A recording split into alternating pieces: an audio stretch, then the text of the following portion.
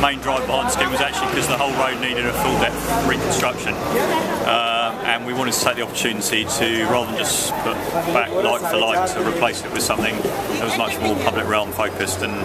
more in keeping with a kind of busy shopping area, give pedestrians more space. And the other key objective really was at the same time to provide a contraplay cycle facility, because there is a cycle route through the area. Obviously the road was previously one way northbound, and cyclists had to go on quite a long detour on a busy road if they were going southbound. So we took the opportunity really of a full depth reconstruction to actually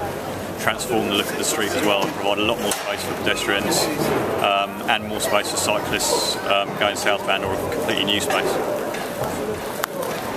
But on the whole, I think we're very pleased with the scheme in general. I'm particularly pleased with just the way we've been able to give a lot more space over to pedestrians within the street, and that's enabled it to feel much more like a high street than just a busy bus-only street, which is what it felt like before, with very cramped footways. And on the whole, it operates a lot better. And I think we've been able to demonstrate how you can make really sort of significant public realm improvements with a relatively modest budget. The only thing perhaps we might change if we were doing it again is I think we might look at the material we use for the cycle lane,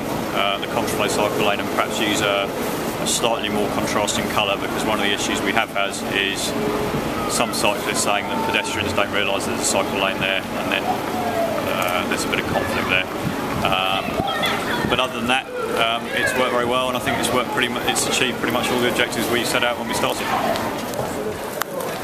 In terms of whether we would look to do the same kind of thing again elsewhere in the borough, I think generally yes, very much so. And certainly using the principles, we might not always be able to afford the same specification of materials, but definitely the principles of design and the public realm principles we've used here definitely, I think, translate to other areas of the borough, and we would look to use those wherever we can.